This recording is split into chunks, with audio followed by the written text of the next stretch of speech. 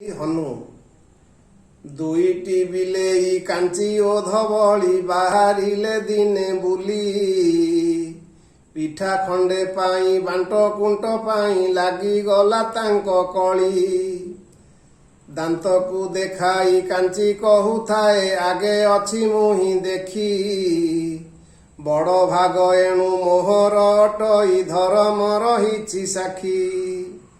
ନଖକୁ ଦେଖାଇ ଧବଳି କହିଲା ମୋର ଅଟେ ବଡ଼ ଭାଗ।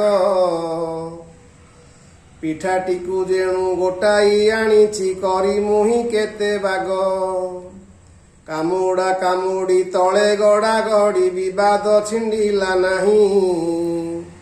ହନୁଟିଏ ଧରି ନିକିତି ହାତରେ ଗଛେ ରହିଥିଲା ଚାହିଁ। ଡାକିଲା ହକାସି ଶୁଣ ଆରେ ପୁଷି ହାତେ ମୋ ଦେଖ ନିକିତି।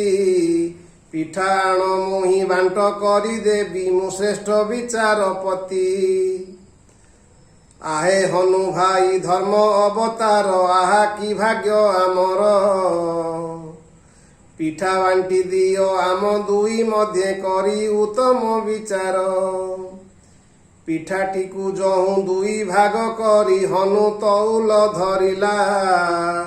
ଏକ ପଲା ଟିକେ ହାଲୁକା ହୋଇଲା ଭାରି ହେଲା ନପଲା। ଦୁଇ ପଲା ମଧ୍ୟେ ଦୁଇ ପିଠା ଖଣ୍ଡ ସମାନ ରଖିବା ପାଇଁ। ପିଠା ଖଣ୍ଡେ ଭାଙ୍ଗି ହନୁ ବୁଢ଼ା ତହୁଁ ମଉଜରେ ଦେଲା ଖାଇ।